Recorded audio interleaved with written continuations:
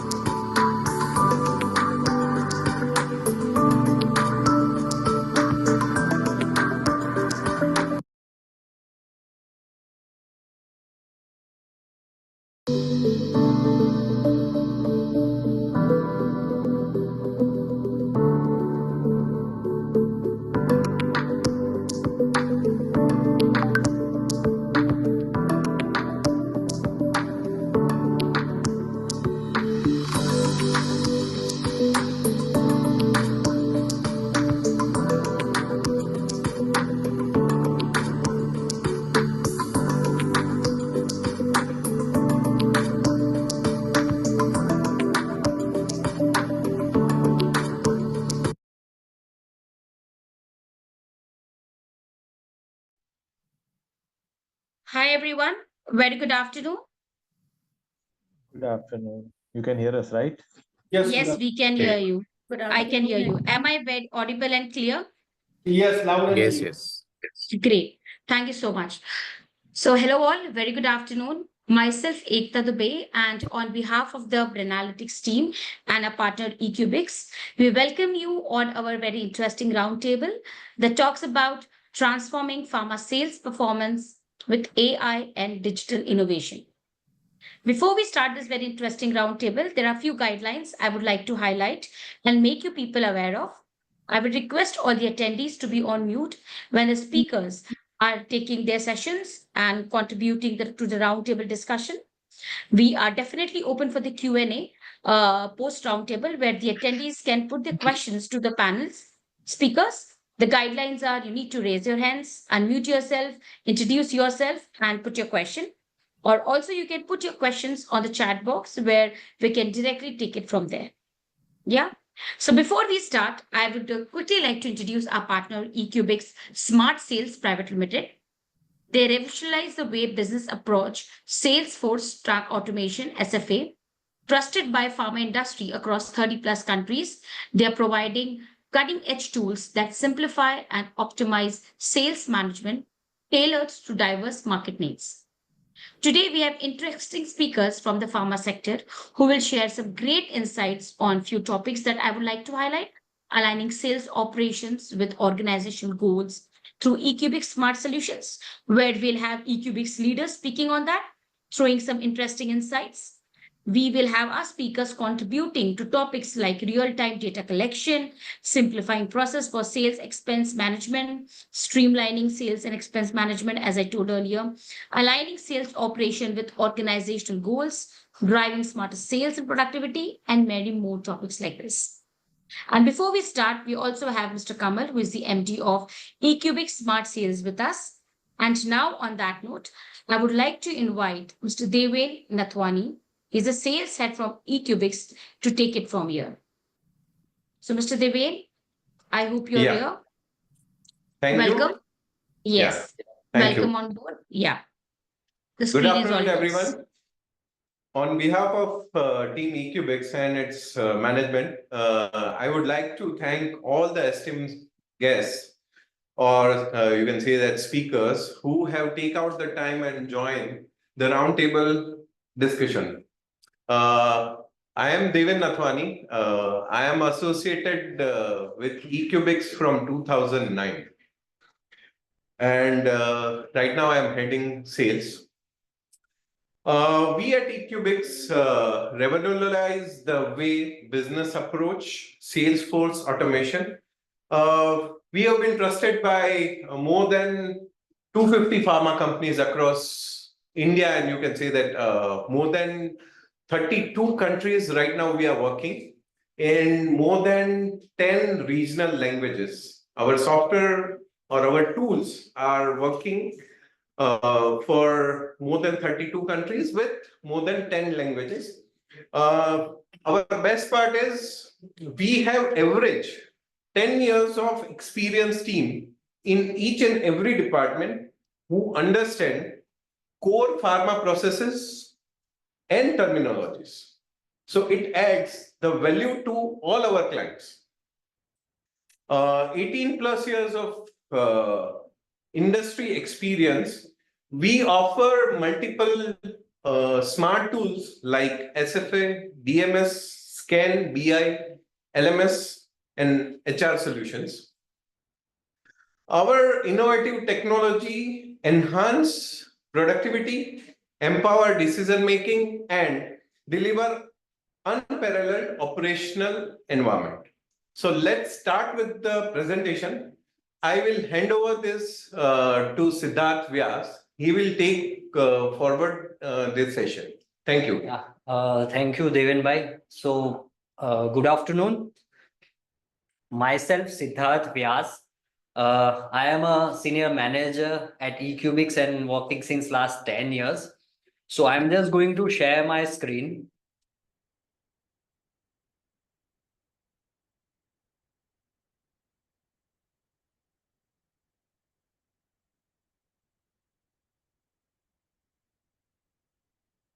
Hope everybody is able to see the screen. Yes. Yes, we can see. Yes. Yes. So basically, transforming pharma sales performance with AI and digital innovation, right? So we Cubics are over here to have a word with you all regarding the digital transformation in pharmaceutical industry, right? So over here, as we know, at the initial stage, each and everybody knows how that starting phase was. That is a manual phase which is on a paperwork, right? At the initial stage, everybody working on a paper and they are sending the paper through the couriers to their company. Afterwards, what happens that leads to insufficient and challenging to accessing the data. Afterwards, the second phase comes, which is a semi-auto, right? Which we do on a manual Excel basis. Third would be a automation phase, which is on a application and web software, which mobile and tablet compatible softwares are available, which gives you efficiency to enter the data and accessibility. Now we are in an advanced phase, we can say, which is a totally revolutionary our pharmaceutical industry with AI and digital tools. Right. So why I am telling this, we do have some certain scenarios and certain industry upgradations looking at all over the industries. So we'll go through one by one. First of all, I would like to give a brief about AI's rapid evolution, which are the key trends. So most heard word is data analyst. Nowadays, data analysis is the most heard word in last recent year. Afterwards, generative AI, then end-to-end AI solutions, and apart from that, our data privacy and protections. So this would be AI's rapid evolution key trends we can say. Let's go one by one. First, data analyst. We can say the backbone of AI success. Why we are telling? So everybody is talking about artificial intelligence, then machine language, then other terminologies are there, deep learning and all other languages and all other terminologies are there. But we can say we are at the initial stage of AI. Why? Because for the AI, what are the important aspects we can say that as the data preparation, data analysis, and model evaluation. Why I am telling this? So ideally, we can have such statistic that companies are hiring more data analysts in recent 5 years. Apart from that, once we talk about the data analyst, another word we can use as a generative AI, a game changer. Why we are telling? So what is generative AI? If I give just a simple example, then we can say ChatGPT, which is our generative AI. Apart from that, Google Bard, you can say Gemini is also a generative AI. What does that mean? You just enter some content over there.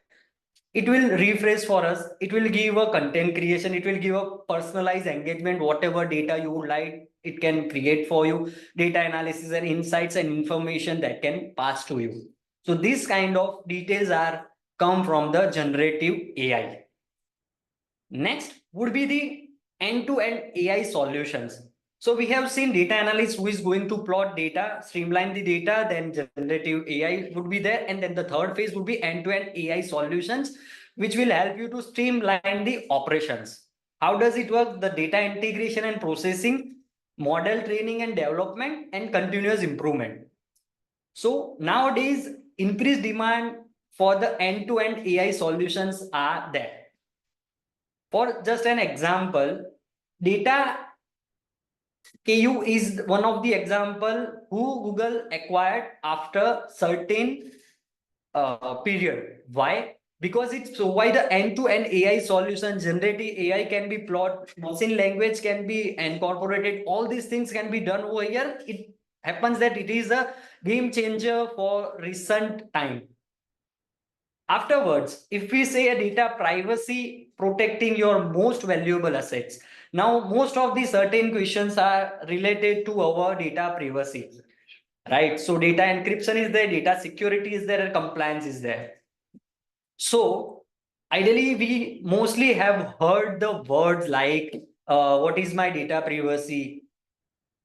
Many of us, willingly or not willingly, knowingly or not knowingly, we know that these are the screenshots of our day-to-day basis used application. How that data is used in a generative AI, right? So these are the LinkedIn, this is the next phase, this would be a Meta, which is your Insta and Facebook. Those all use your data for their training their generative AIs. So basic purpose of discussion, all these things is that all these things are interconnected.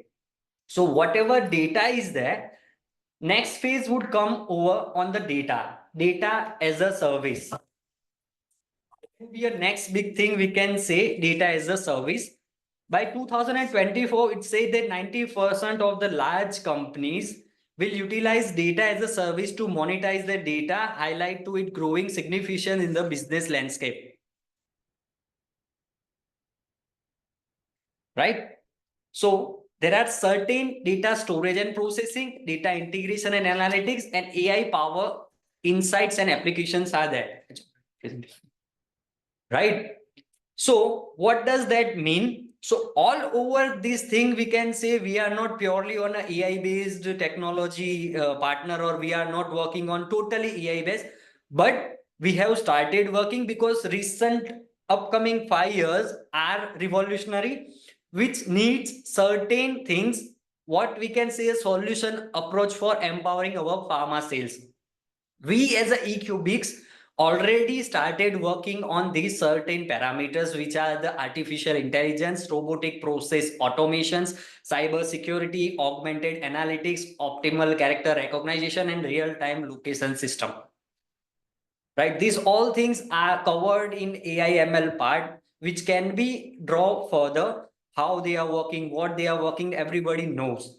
But as a solution approach, we do have this certain 6-in-1 solution, which gives you all-in-one data analysis. For an example, sales for automation is there, sales management through scan is there, billing and distribution software, that is DMS is there, HRMS and payroll software is there, learning management and analytical dashboard. So all these things comes under all these operational all-in-one solution product suite, eCubic Smart Sales product suite. So as a eCubics, we deliver results within 250 plus pharma clients, 32 plus country, and 50K plus active users already using our system. So that's all from my end for presentation perspective. Yeah, thank you, Siddharth. I think it was really overall insightful. And now I would request our first speaker, Mr. Bhaven Shah. He is President Commercial for Corona remedies. We are associated with Corona remedies for more than 10 years now. So I would request Bhavin sir to just take it forward for his presentation. Yeah, thank you so much, Deven Bhai, for inviting me. And good afternoon, everyone. My name is Bhaven Shah, and I'm working in Corona since last 13 years and having total 31 years plus experience in the pharma industries. Would like to share my PPT first.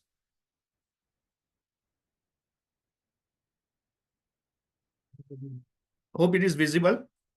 Yes. Okay, thank you.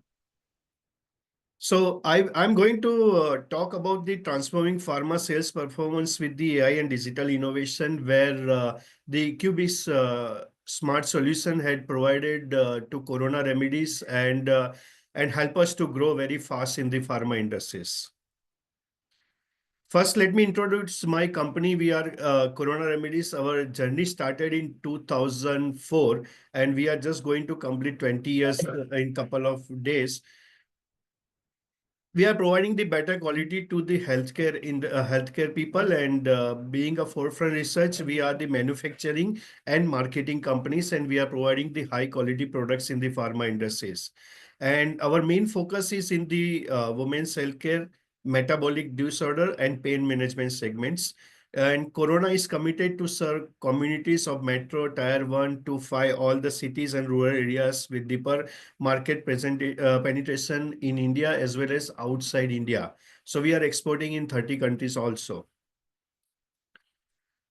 Yes, we are the fastest growing pharmaceutical company focusing on cardio-diabetic, gynec, urologists, orthopedic and pediatric segments. And we have two manufacturing facilities. One is EU GMP and second is the WHO GMP. And it is the state-of-art manufacturing facility for female hormone, which are going to introduce by January.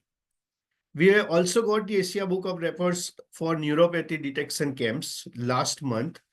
And Corona also having a strong corporate governance, and we have a strong compliance of Big Four, SAP, S4HANA practices and care ratings.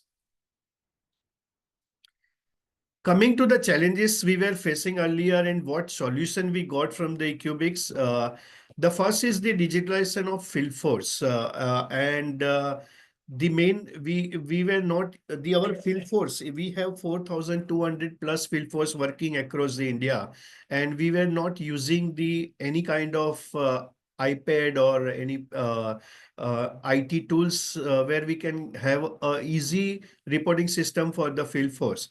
And that is why we have introduced the first digitalization of field force with the help of eCubic Smart Solution. And today we are using the app-based systems. We started with the SMS-based reporting. That was the challenges we were faced earlier. But now we are working with the support of the eCubics. We are using the web application-based reporting, where all 4,400 people are working on this web-based reporting system. We have a specific doctor call, chemist call, and stockist call requirement, and everything is covered under the app-based reporting system. The second app we have developed with the Ecubics is the duplicate doctor. That this is the major challenges almost all pharma industries facing, where you have a multiple division and you are attending the single doctor in the multiple division. So there are multiple doctors in the list, and then again the name issues were there, lot of issues were there, and to clear those issues we took the help of the Ecubics, and we did a validation on doctor addition and deletion both. So after this, we have cleaned everything with the support of the Cubics team, and now we are not having any masters issues of the doctor and clean database with the company. The fourth most is the expense claim. So the field force is earlier they used to send a manual, and then we were having the Excel-based reporting expense claim management. With the help of Ecubics, now the moment they put the daily call reports, the automatically we generates the fare, conveyance, and other expenses, wherein field force need not to rework on the expense, and they give us the correct picture. And everything is automatically, once the field force do the daily call reporting, the expense done after the completion of the month. So everything is automatically, no need field force, nothing to enter anything manually. Everything is the calculation base. All the database management has been put into the system, and now we are getting the expense claim of all 4,400 people. The moment month gets close, maybe first or second, we get all the expense statement into the system. So that's the base part we are getting from this system. Earlier we used to have a lot of data, because since we have 4,400 people's 500 SKUs, so large data was difficult to download. With the help of the EQB system, we were managed to download all the requests fast, and we were able to retrieve the data very fast, and we were able to give the reports to the field force very fast. And the last most is the secondary sales manually entry. Those who are in the pharma industry knows the very difficult to get the secondary sales system into the ERP, because someone is maintaining in the text format, or maybe manual, or maybe Excel, or maybe PDF. But with the help of the OCR technology and with the Equibix team supports, we were able to download the secondary sales statement. Almost around 2,000 statement we were able to get within 2 to 3 days. We were able to get the secondary sales data. So that's the best achievement we did with the support of the Equibix. So mainly the digitalization of the field force, daily reporting, expense claim, and secondary sales. These are the major we have achieved from the Equibix system. As I already mentioned, application-based daily call reporting, instead of SMS-based reporting, we have started the app-based reporting, which is now very easy. The field force, when they sit for the next call, in any call, they can press the button, and they can submit the report at the time of the second call. When they are in the third call, they can give the submit the report of the second call. So end of the day, they were easily able to give their field force the daily call reports. So that is the best benefit of the application-based daily call reporting. We were able to achieve the almost 20% cost save in the expense claim. Earlier, we used to have the manual claim, and it's very tedious to check those expense claim. Since now everything is automated and everything is calculated through the system, we were almost able to achieve 15 to 20% of cash costs by doing this expense claim through the systems. Most important administrative activities. As I mentioned, that manual work was done by our team, and we were having a lot of manpower using manual works, a lot of mistakes, because since we were doing the manual, now we were able to save almost 30 to 35% for admin activities. We have reduced the manpower. Now those manpower we are using the analysis, not for the activities. That is the best benefit we got from the systems. Field discipline. The most important, earlier we used to call the field to get the information, report, expense. Now everything is on the system. So field is very disciplined, and they can also see their own reports. They can see their expense. They can analyze their own activities. So this is the benefit which we got out of this system.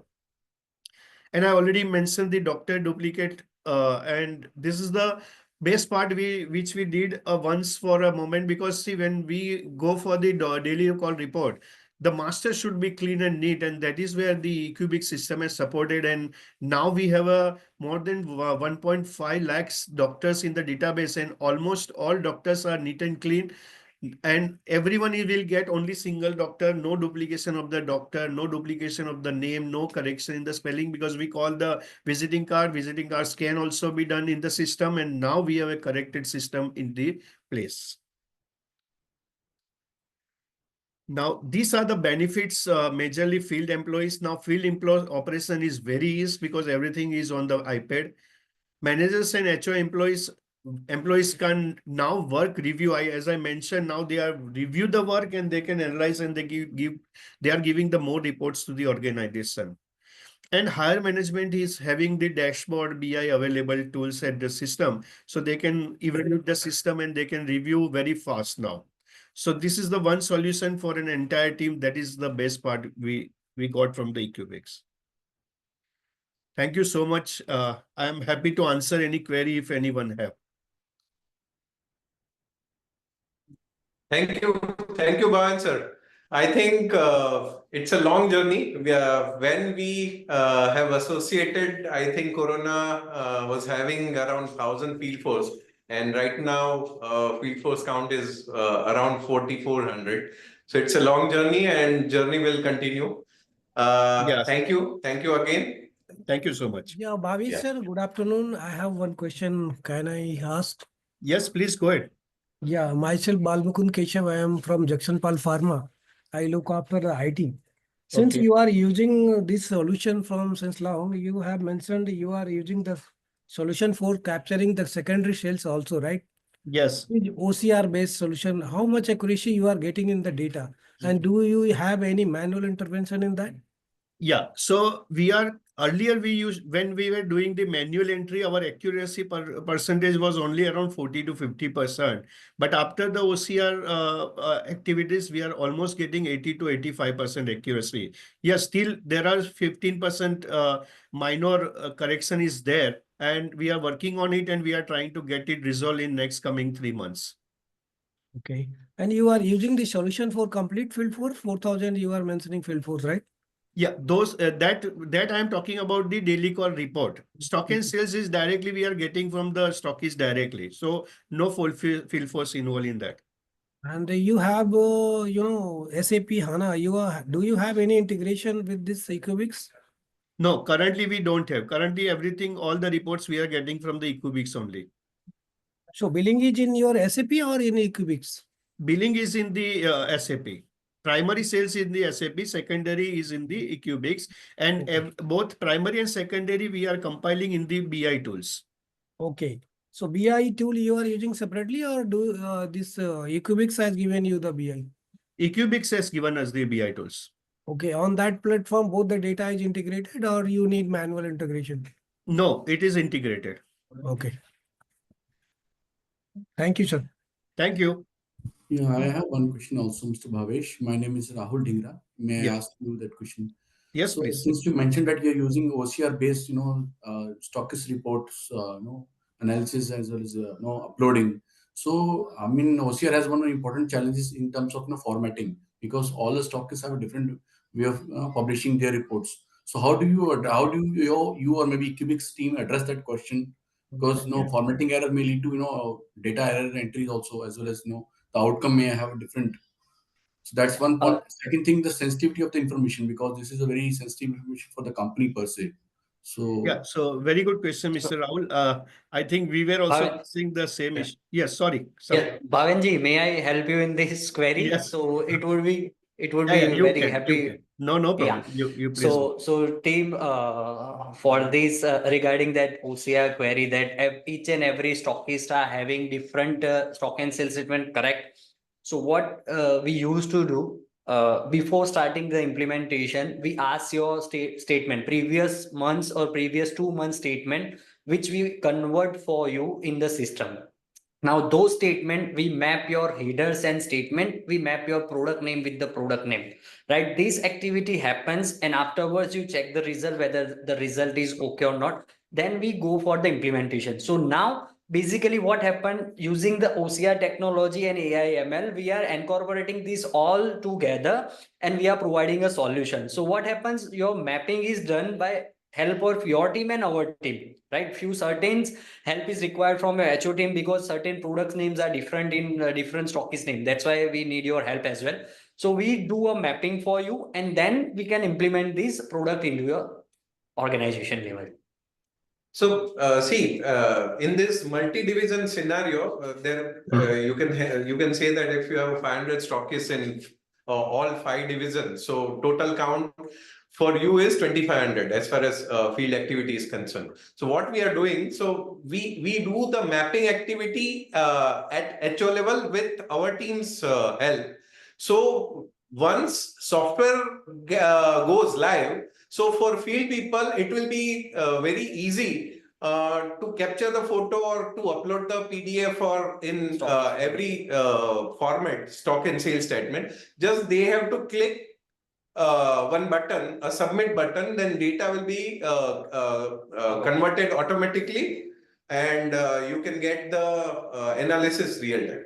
So that is the easy process we are giving to field force.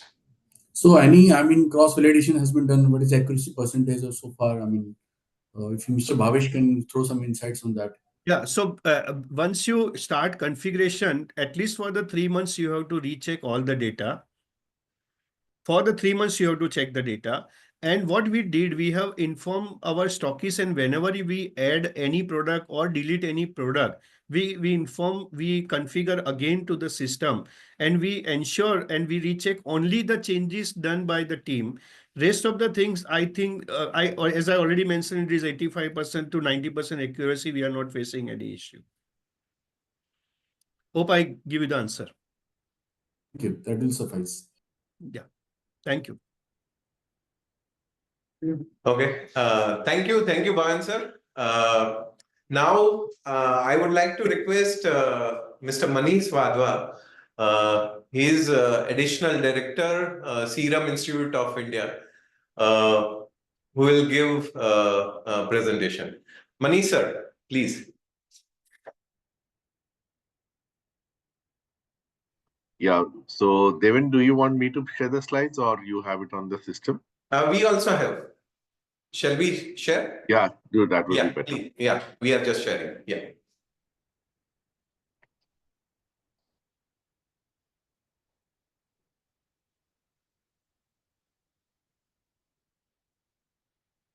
So until the slides come up, I'll just introduce myself.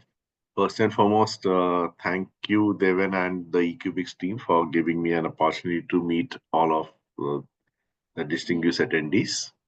I'm Manish Wadhwa. I've been working with Serum Institute for the last 31 years.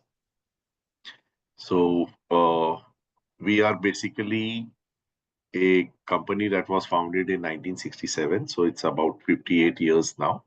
And it was founded by our chairman, Dr. Cyrus Poonawalla.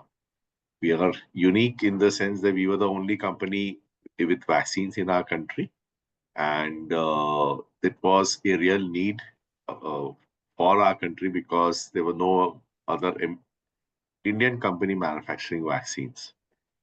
Today, the journey has been pretty long and we have touched several milestones. We now work along with the WHO path, NIH, NBI, even the US FDA to develop more and more new and newer products. So the milestones that are there, to tell you very briefly, can you take me to the next slide, please? So we have a full range of recombinant combination and monoclonal antibodies. Yes, we came into the limelight during the COVID pandemic, wherein we were the company to take a risk and go ahead and manufacture the Covishield vaccine. We manufactured actually 2 COVID vaccines, and one of which was also supplied to the US and Europe. Latest launch has been our HPV vaccine, which is again another recombinant vaccine against cervical cancer. So used in both girls as well as boys to take care of other problems like penile cancer, anal cancer, etc. So we are the only company in the world with 29 WHO pre-qualified vaccines, which supplies to 170 countries. We have recently developed the malaria vaccine also, which we are already supplying to Africa. Unfortunately, this vaccine is not for use in India, so it will take some time for the Indian version to come out. Next slide, please. So as I told you, I've been working with Serum since a long time, about 31 years. In fact, I started my career with Serum Institute. Next slide. As we were not a company who, used to embrace technology very, very easily, at least so as far as the sales and marketing part is concerned, especially with regard to the automation. We took a little bit time, but we were very happy that we got a very good partner like eCubix, who had a system which was very simple and intuitive to use. One key challenge that we always had was our field force. We have a pretty stable field force. So our average age of our field force is high. We have a very low attrition rate. So we always had this challenge whether all these people who are a little senior, will they be able to manage any changes that are there in the ways of reporting. The entire reporting that was done was absolutely till a few years back on paper, sent by courier or by post. Everything would be collected out here, then entered into registers, and then even if you want to get the call average or something, it used to be something very, very difficult. You were relying only on whatever the rep is telling you, because the back office data, once it is tabulated and sent to everyone, would take at least another month. So that was one key issue that was there. And this became, so as to say, was taken care of by eCubix very easily, because their system is very intuitive and very, very simple to use. The other thing was expenses. As far as expenses are concerned, we had another challenge, because again, expenses would come with bills and all that. And all that, by the time it is cross-checked, people would get the expense reimbursement only after 2 to 3 months. If someone is sending it a little late, then it is even worse. So eCubix had a very good solution as far as expense submission is concerned. And just you only have to enter the headquarter where the person is working or based in. And of course, the HQ there he goes to, or the outstation where he goes to. Everything from the fare, from the distance, etc., is auto-calculated. Even his daily allowance, whatever is applicable to him, would come in.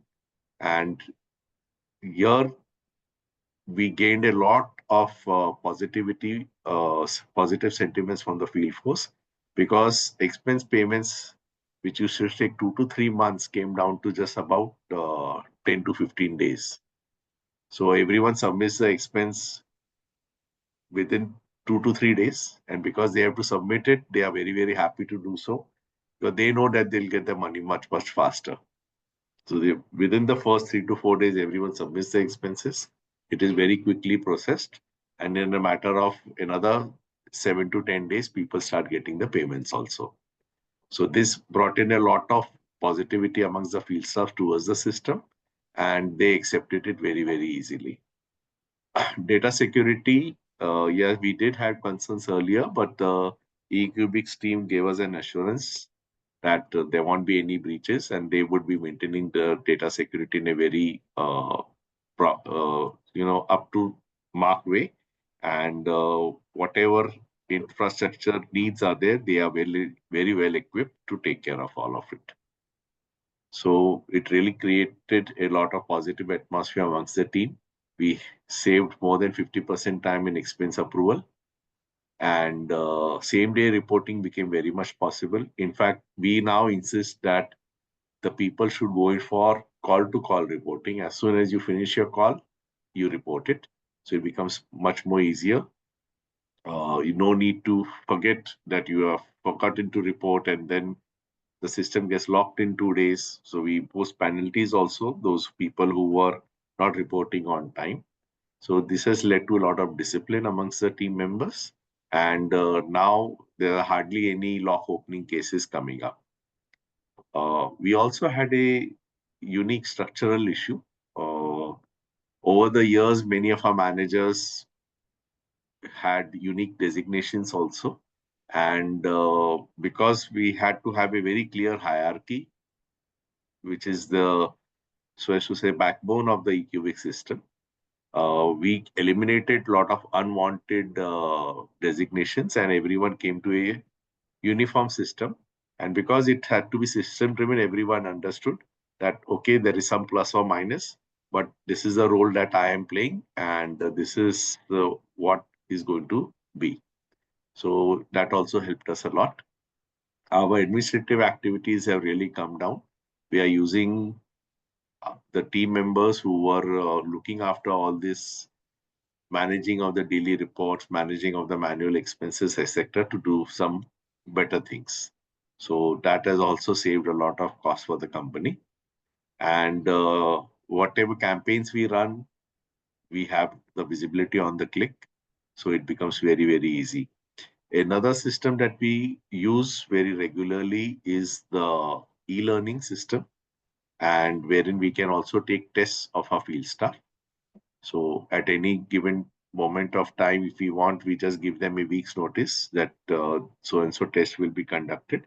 They have a very simple system. Both objective and subjective questions can be put in, and assessment can be done very quickly. So that is another thing that has helped us a lot in bringing up the uh, knowledge level of our field staff. We use it very, very effectively during COVID. We had launched a very important vaccine during the COVID period, and the training and all that was done online, and regular assessments using this system helped us a lot. So the EQB system has helped us a lot for sure. For field employees, reporting is at an ease. Today, if I ask them to go back to the old system, nobody will want to, not even the old gen medical reps. For the managers and HR employees, also data is available very quickly. We can quickly see what a person is doing, what he has been doing on a day-to-day basis. For the senior management, also it has helped a lot because visibility is there from everywhere, and even our director, if based in Pune, can check on the system what is happening and how are things going on. So it has been overall a good solution that we have had. Next slide, please. We use all these features very, very regularly. The tour planning, which has helped a lot in the sales management, and modifications can be done as and when required. Expense claim, as I explained earlier, is extremely useful. And other features like RCPA, in our type of business, along with the RCPA, as far as vaccines are concerned, most of the vaccines are not available at the chemist, but the doctors do purchase them. So personal bookings play a very important role. And here, the eCubic system has an option wherein you can report whatever bookings you are doing from the doctor when you are reporting the call itself. So we insist on this, and it becomes very easy for us to analyze whether a rep is getting good personal bookings or not. What is the trend of the doctors? If he's not getting it day after day, question marks can be raised whether he's genuinely working properly or not. Because some doctor or other will have some requirement of vaccines on a daily basis. Okay. We have this announcement and message box wherein we put up our messages on the system so that everybody can see it. It makes it easy as an additional channel of communication. There are times when people don't look at mails. So as soon as they open the eCubics, that system will flash out the message. So everybody can see it as long as he's opening the eCubic system. And of course, the service has been very good. There's no problem as far as the VCS team is concerned. Daily call report, doctor support, that is, doctor support can be easily assessed by RCPA as well as by the personal bookings that are calculated or accumulated in the system when the person reports it. So overall, we get our reports very quickly, and there's a wealth of reports. If you have time to spend, if there's a team member who's working on it, the manager can assess on every week basis whether the category A customers are being met, what is the coverage, whether it is happening or not happening. Is he going too slow? Is he going to miss out a lot of doctors? All that can be, analyzed by the managers, and This can be very useful to put the rep back on track in case he's losing sight of whatever is the set goals. So overall, we are very happy with the system. There have been many companies who have approached us for a change, but we have stuck with VCS and we are very satisfied. Thank you. In case you Thank have you, any Manish sir. questions, you can put it forward. Thank you, Manish sir. I think I remember when we have started this journey, you told us our entire team that this will be the toughest implementation, as it is very difficult to switch from manual reporting to app reporting. But we are very happy that entire field team and HO team is happy. So we look forward for a long-term journey. Thank you. Yeah. Thank you again, sir. Thank you. Yeah. We have I hand over one. this call to Ekta. Yeah. Yeah, thank you. Thank you, Manish ji and Mr. Bhavin, for sharing your insights. Lovely having you on board. I see one hand rising of one of the speakers, Mr. Thamuraj. I think he has a question. Over to you. You can unmute yourself and please go ahead. Thank you, Victor. I just have a question regarding geofencing and geo tracking. You have made a mention. Though it's not a very common industry practice, it's a very common thing in consumer products, not in pharma. So, what is that one problem we are solving with this, and what kind of difficulties did you face when you rolled this out? I just want to know from the experts. I would like to give the answer for the same. For geofencing and tagging, there are certain methodologies. One is called as a fencing from where you are reporting, and geotagging. And geofencing means you are restricting him from 100 meter or 200 meter to register. Not only that, if he is not available in that certain parameter, he is not able to report, right? That geofencing and geotagging facility is already available. Enhancing these with our experience, we can say two or three couple of things we have already incorporated. One, there are certain fake GPS location applications are there in the market. So what employees usually do, they install the application in there. They are sitting at home and they are registering from any of the customer or doctor's location. So we are certainly blocking those applications as well. Apart from that, one more common problem, industry problem is there. Customer or doctor sitting in multiple locations, right? One doctor is sitting at the clinic as well as is going service for the hospital. So there's kind of a multiple location allocation is also we have solved in the industry problem, as well we can say. Great. Okay. So I think we do have many questions, but I think we should first start. Mr. Suresh, will come back to you, but I think we already have interesting speakers and interesting topic ahead. So let's start with the discussion on that note. And I would request all our speakers to please on your video so that I can put you on the spotlight. Right? I could only put few of you guys. So yes, let me first introduce our very interesting speakers for today. We have Viral Pandya Vaidya, General Manager, Business Operations Group with Lupin. Thambu Raj Anthuwan, Senior Vice President, Sales, Marketing and SFE with USV. Rahul Mulasi, Associate Director, Sales and Marketing Academy, SIPLA. Jiten Karani, Head Salesforce Effectiveness, Emerging Markets with Sun Pharmaceuticals Industries Limited. Arvind Kumar Gupta, Data Engineering and Analytics Leader with Dr. Reddy's Laboratories. Sanjeev Kumar, General Manager, Sales and Marketing with IPCA Laboratories Limited. Rahul Dhingra, Head of Marketing with Mayor Vita Biotics. Dwani Dholakia, Atuska Pharmaceutical India Private Limited. Nicholson Karan Massey, DGM Sales and Marketing with British Biologicals. Happy to have you all today. Thank you so much for your time. And we had set certain questions or topics which I highlighted in the earlier phase, where I would like to invite one by one. So there are key certain topics. First, we'll be discussing on empowering decision making through real-time data, collecting and reporting actionable insights. So on this topic, I would like to invite thoughts of Mr. Jiten Karani. Thank you, Mr. Jitain, for joining us. Sorry, maybe you can repeat the topic. I was just No the problem. voice is not clear.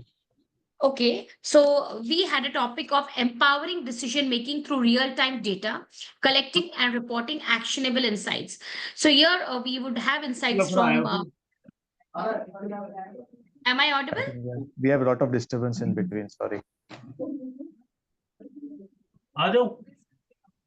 Sorry, is it from your end? I'll just try to. Ekta, I No, think it's not Am I from my audible? end. background noise in at your end. No, not at my end. Somebody has unmuted from the audience. I've just muted them. So now is it clear? Yeah, it's clear now. Yeah. So sorry for that. So yes, the first question that I was putting across was empowering decision making through real-time data, collecting, reporting, actionable insights. So your thoughts on that? Yeah, so thanks, Ekta, for putting this question. In fact, from the genesis of, I would not put more words because we have a lot of speakers over here. So we, from an SFE perspective, we have separate domains where we talk about, and wherever, since I've been working in this particular domain, we have a CRM platform where we have all the efforts and data which gets collected from the field. We have a CLM platform where we get all the insight generated from the brand detailing in front of the doctors. We have a sales platform. We spoke about primary sales, secondary sales, and everything, which gets tool, or maybe a secondary sales coming through via platform. We have Pharma racks. We have even the solution which eCubics offers with the OCR, where we do a scanning of the sales. So all this data coming into one. So when we talk about an actionable insights, we have first of all the assurance of having this all data coming to at a single place where we talk about having a data lake or a data warehousing in between, where we could have everything together. We could collate these data sets. We could have maybe compared of your sales versus what how our efforts are moving from an efforts perspective, whether your CLM, the exposure of brands, which are how it is performing from that perspective. And all these clubbed together, there are certain technologies which we adopt from ensuring that the field force is aligned to it via notifications, via nudges to them, from a perspective of whether they are on the track, whether the KPIs have been monitored properly, whether things have been sorry, I have a background. Can you go on mute, please? Yeah. So these particular models which we have followed, and of course these actionable insights definitely would come from reports and dashboards. We could use BI tools. We could use Excel reports. Maybe provide certain analytics to the divisions where they take it in their reviews. Focus highlights on the KPIs performance on from a perspective of efforts, from a perspective of CLM, or perspective of sales, and accordingly maybe give them analytics and insights. Where this with the start of this session we spoke about how come these data analyst positions have become more important, basically, where now business does not have a deficiency of not having a platform. Everybody has a platform, has a good tool available with them, whether it would be a good CRM tool, whether it starts with salesforce.com, Viva, or maybe Repforce, Fizzy, any of these tools. So the tools are enormous. But what is important right now is analytics, and that is where we have the data coming out from. So that is what about in short. I would maybe, if there are certain questions, we could go in details on those particular topics. Thank you, Mr. Jitain. On similar subject, I would like to invite thoughts of Viral Pandya as well. Hi, Ekta. Thanks, Jitain, for sharing insights. Thanks. So as we are saying that real-time data in the field of law, it is said that justice delayed is justice denied. Similar is in the case of business.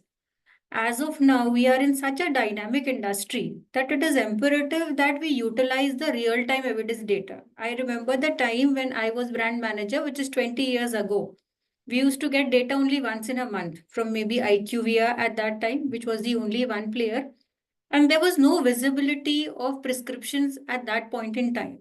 Now, currently in the present situation, when we see with the availability of RWE, RWD, EMRs, platforms which are available, there are multiple healthcare aggregator platforms which provide you data on the real-time basis.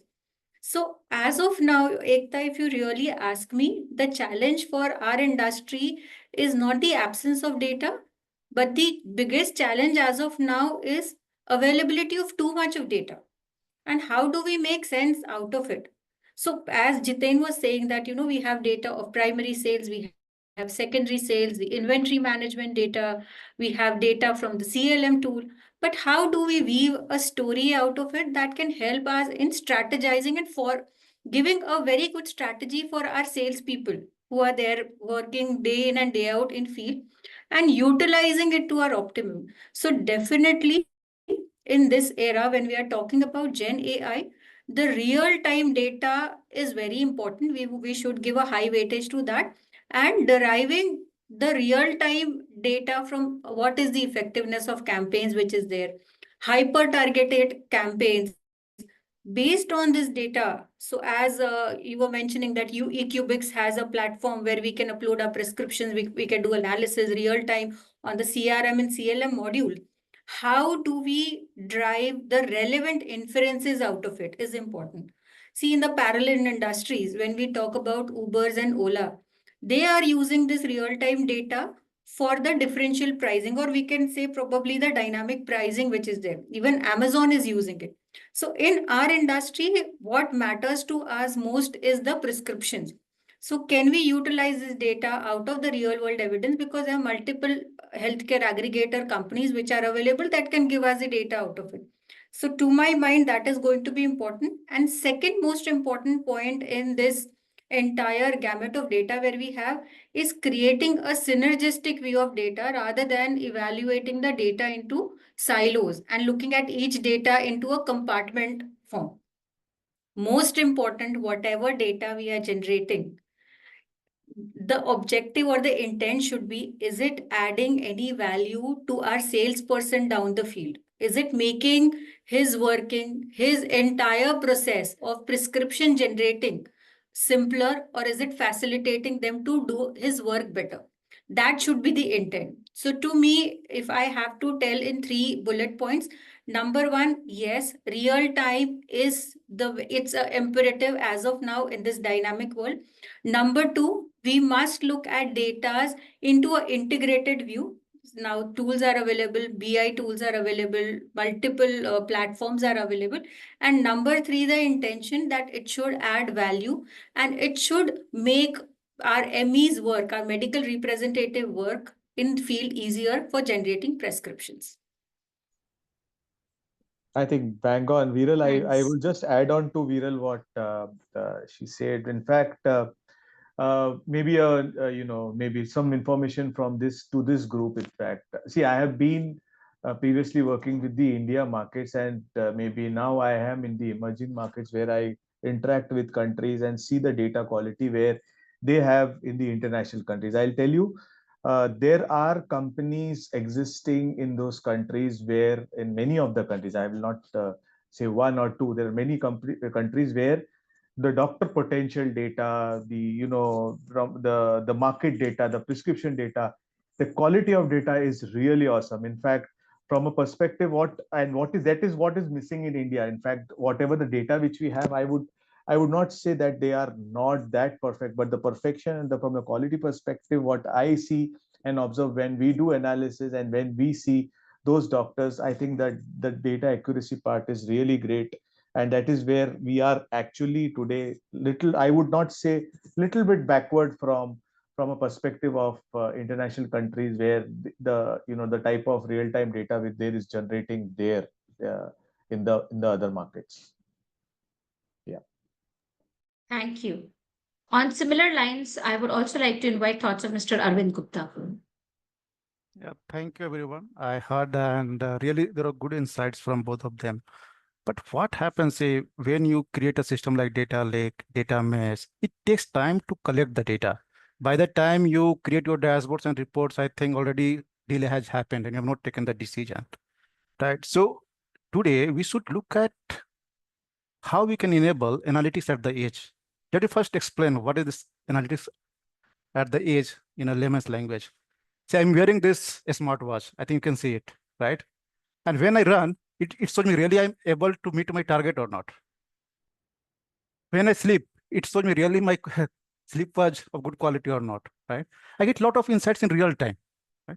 Similar thing we need to enable our field rep with similar devices so that it gives them insight where they are, so that they can derive the insights and take the action right away.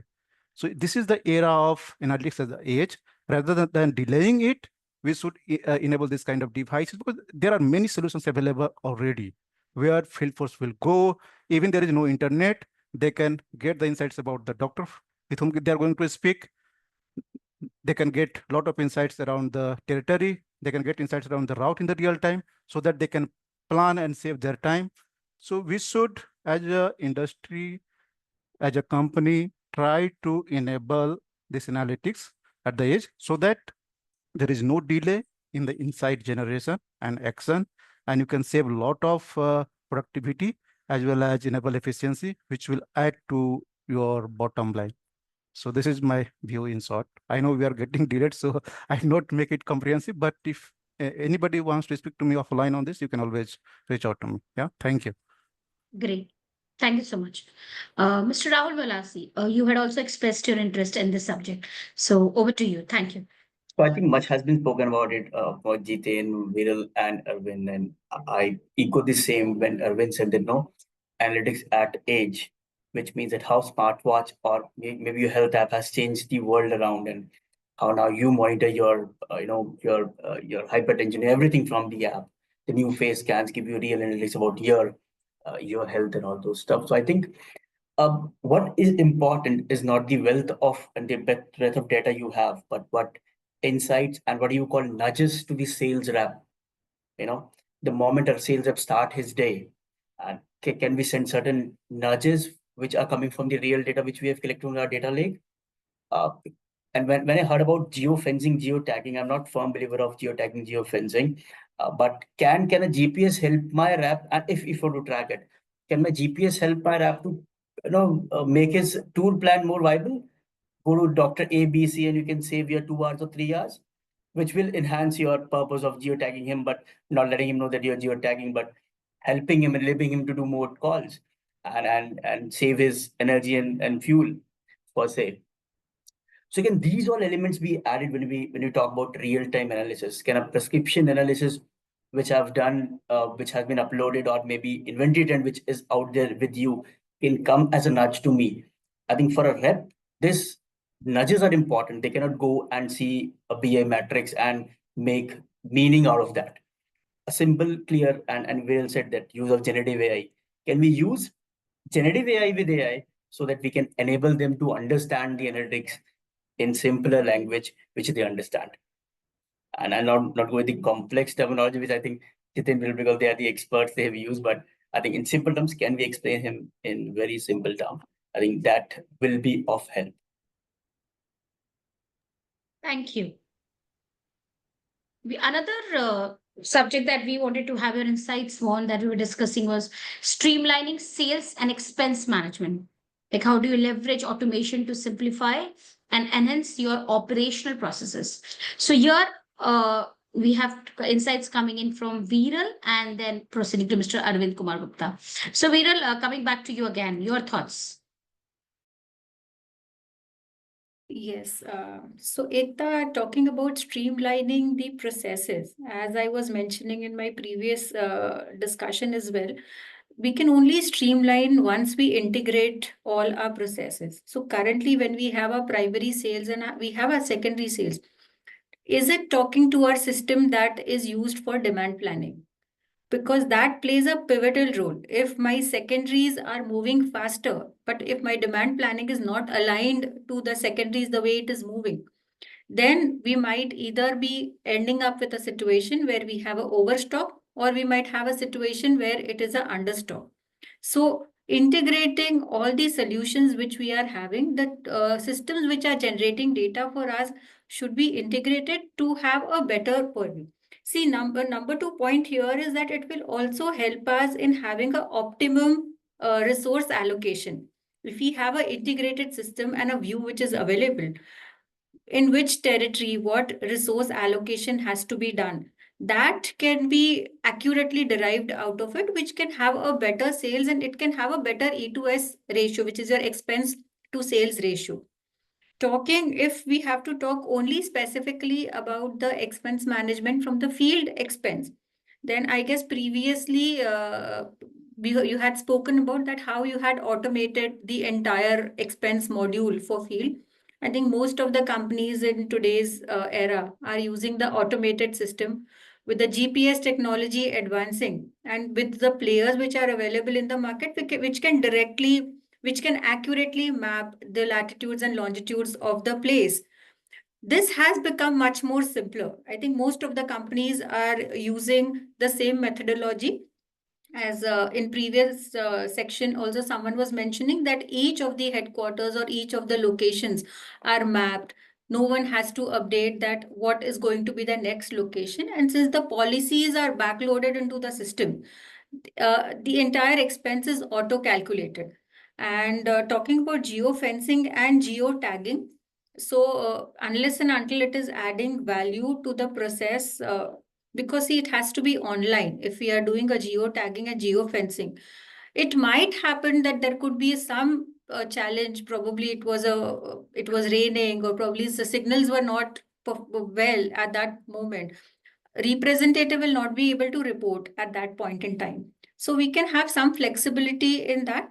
But integrating system, we can have a better supply chain efficiencies, we can have a better inventory management. Integrating all the solutions of our primary, secondary, and demand planning, which we can actually have a better sales.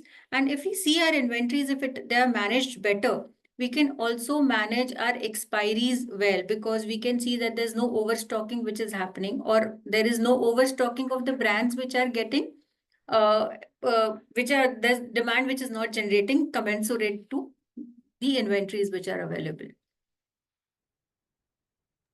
Thanks. Arvind, Mr. Arvind, coming to you. Yeah, so I would like to quote one statement from Bill Gates. Once he said, if you try to automate efficient process, then of course efficiency would magnify. But if you automate inefficient process, then it will magnify inefficiency. So what does it mean? Whenever we talk about digitization, automation, first of all, we should take a step back and look at our processes, right? Really, those processes are efficient or not, right? Until and unless we are able to simplify our processes, I can tell you with my experience as well, the benefit which you can derive from automation, you will never get. So first step, please try to simplify your process. Once you have simplified it, then it is very easy to automate. And then the benefit would be 10x, right? That is the first thing. Now coming to this sales automation, where the first thing, how do you integrate, okay, your CRM, ERP? Because say from where we're getting the lead, this is the CRM, and where the billing is happening, it is your ERP, maybe SAP, right? So how well these are integrated, and how you have enabled nudges which will give you insights when the leads are getting generated and when invoicing is happening, right? So you have to think about around that. Coming to expense management, right? We know that industry like us, where there are thousands of field force, right? And there are a lot of expenses around it. On a daily basis, they are because they are traveling, right? So how do you enable this expense management in a way it will help the field force as well as it will help the organization? What happens if we have not simplified this expense management? Then sometimes it incur huge cost to us as well, because there may be duplicate expenses. We may create a cohort of sales executive who can travel together, right? So those kind of things we can enable if we simplify the process and use proper ML and AI as well. In that way, it will help our employee as well as it will help our organization. So we should think in this way. Thank you.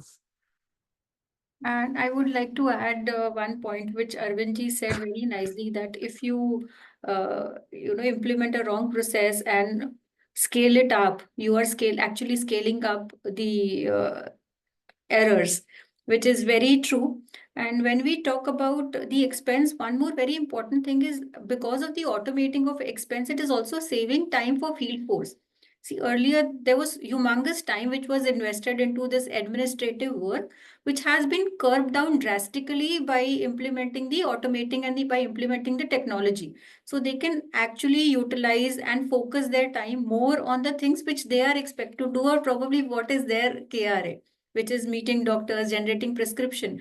And by curbing down this administrative work, it is actually aligned to the thought process that we are facilitating them to do their work better in the field.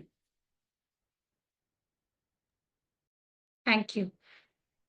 Thank you, Viral. So, moving on to the another point that talks about a very interesting one, though, driving smarter sales and productivity, utilizing AI-powered tools for optimized field performance. And here, I would first like to invite thoughts of Mr. Thambu Raj Antuvan. Over to you. Thank you for joining. Thank you. Hello, everyone.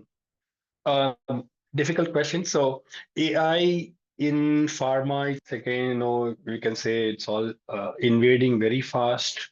All of us are all, embracing it at a different pace, at different levels. But within multiple departments, if you see the adoption rate in sales versus other departments is very, very different. The AI adoption in R&D, production, plants, supply chain, it's far, far more faster because the utilization values are, well experimented. People have tried a lot, and they have been using it for years now. However, in sales, it's a new baby. They're all experimenting it. Among the people who are attending this meeting itself, we use it at a different, levels. Nobody's using it to a great extent or fullest extent. There is always a large amount of experimentation. But I will just tell 3 use cases. Sikta was also making a mention, there's too much of information also is an information. Therefore, AI can probably make things easier. So this is the first use case I see. For example, if I'm a manager, I'm managing 4 people. So I'm sitting with review meeting and I have loads of data in front of me. What kind of direction or guidance I can give? So maybe as of now, we are stopping at dashboards. Now, if you are able to kind of give intelligent AI powered dashboards, some companies are doing it. So, one pagers, you can say, for against every individual. So the AI can actually pick up and tell, these are all the 1, 2, 3 weak spots of the person sitting in front of you. Instead of me manualing all the data and finding out what is the problem, what could be the weak areas, where the efforts are going wrong, where is he going wrong, or probably where are the gap areas, like, I have to do a lot of manual searching to find out what is the problem or what are the gaps of the person in front of me.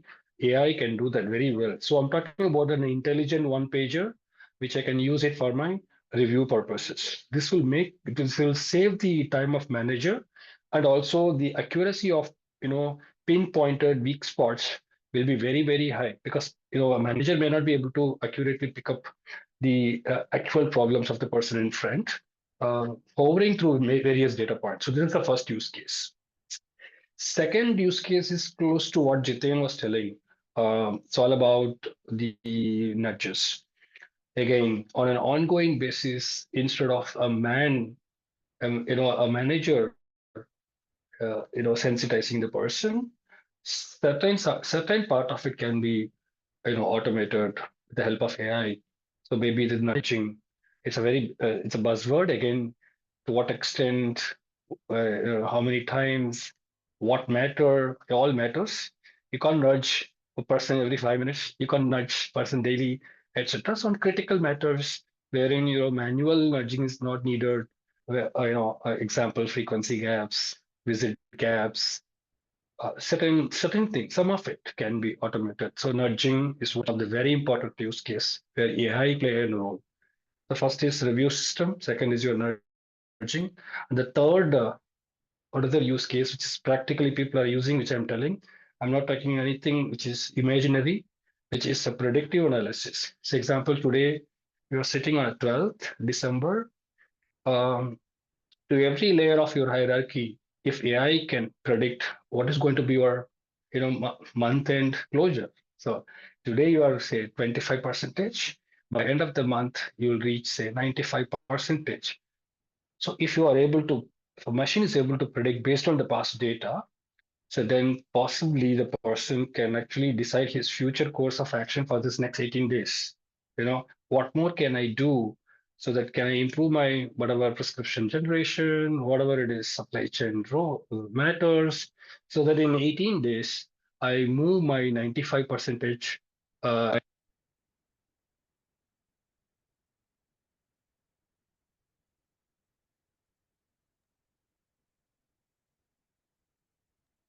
think you went on mute. Tambu, we lost you, Tambu. Yeah, we lost you, yeah, for a moment. No. Not yet. Not yet. No.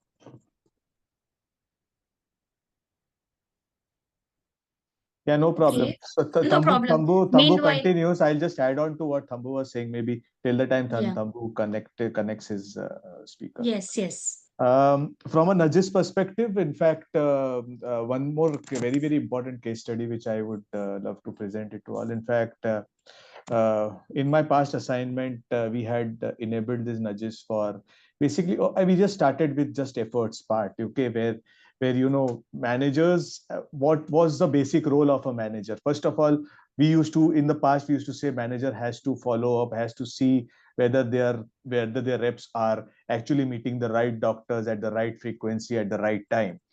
Now this nudges actually has replaced, in fact, and it I have experienced it in my company, where this role of a manager of actually keeping an eye on a person, whether his entire team members are visiting and maybe covering the right doctors and at the right frequency, right time.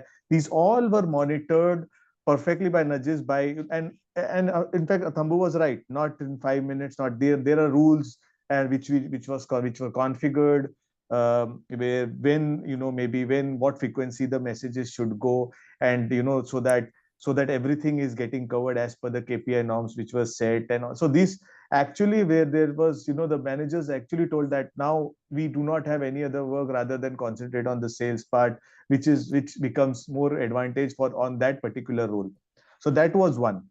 Second, from a perspective of the AI ML, and this is what, in fact, one is on the live study where we developed using the AI ML technology from an LMS perspective. Basically, we gave a training module to our training team.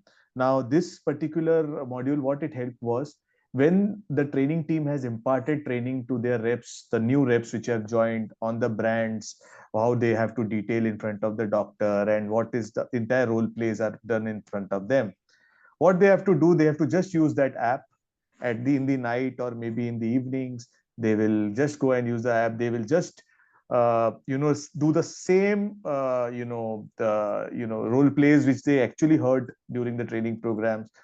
That app will actually, the AI ML will help them to know whether what was their body posture, what was their tone of language, how are the words which are used, how many words which actually matched with what was prescribed, and what is not what you have actually told. So this is the power of AI ML, which could be used from a training perspective also. So that is just thought. Tambu, maybe I utilized your time. Sorry, because you were not audible. So yeah, I added on to this. I think it's resolved. Tambu, for you. Yeah, thanks, Jitin. Anyway, I think a lot of panelists are there to respond to the same question. Just one more use case I was talking about. Thanks for pitching in. One more use case is your predictive analytics. So you're talking about you're sitting in middle of, so say middle of December, 12th of December. if your AI, based on your past data, is able to predict what is going to be your month-end sales at every hierarchy level. So you have 18 days in your hand to control. Instead of going by the traditional methods of estimations and forecasting, this will give you a very accurate. It will tell you, say, example, Jitin is going to end at 95%, Arvind is going to end at 90%. So it will give a direction, a sense of direction to both Arvind and Jitin. Do I sit and just wait it end at 90 or 95, or should I do improve my effort level to move my needle from 90 to 100, etc. So that's again another interesting use case of AI, which you can inbuilt in your dashboards, which will give you a predictive end node also. So that could be another thing everybody can explore. Probably this agency also can help in developing this. Thank you. May I invite Mr. Rahul Dingra's thought on the same? Thank you for Yeah, joining. yeah, thank you. Thank you, Mr. Thambu and Mr. Jitin for adding insights on this. So I was listening to your words, very, very rapidly said that, it is like about experimentation. AI is about experimentation, different departments, experimenting on their own, the different topics they identify and they work on building system or ecosystem around it. But it has to be unified. Sorry to say that, but pharma industry, it has to be unified. It has to be, top-down approach. It's not about department sales or marketing or, or production or QA. It is a company which decided what is my objective, why I need to build a system around it. For example, in sales also, we are talking about geofencing, geotagging, but at the same time, we should understand a boy who has to meet so many customers in a day. So probably, how we can make his life more simpler in terms of making the reporting automated rather than reporting manually. There are already systems are there though, like Viva, CRM, and other things. They automate the reporting. But then other things also, like which is happening globally. Probably he can help at where the traffics are there, where the signals are there. So which is a doctor easily available right now, which doctors are available right later. So he can plan his day in much more better way. So one way is route automation, which AI can really come into the picture. I think still long way to go because a lot of errors and things. But this is one of the area which we can simplify the down the line boy job. And coming from marketing perspective, it is also very, very helpful. Once we have the predictive analysis, what are the customer queries, so that next time we have a ready-made response. So it should not happen, that response doctors ask something and then the AI says this is the area, and probably the boy forgets and the HO forgets, and the whole process is lost. So there has to be pre-call planning, there has to be predictive analytics, and of course, which will also help in marketing also to create hyper-personalized segments, which will really helpful for the future also. That's the second point. The third thing in terms of productivity is the gamification part. So we are now, I would say, games are very, very important and makes our mind to learn very easy. In fact, the Jenny, my child, he was talking about anime. So anime is one of the areas probably with the help of AI, you can always create hypo situations with talk, and the reps can understand and interact with doctors.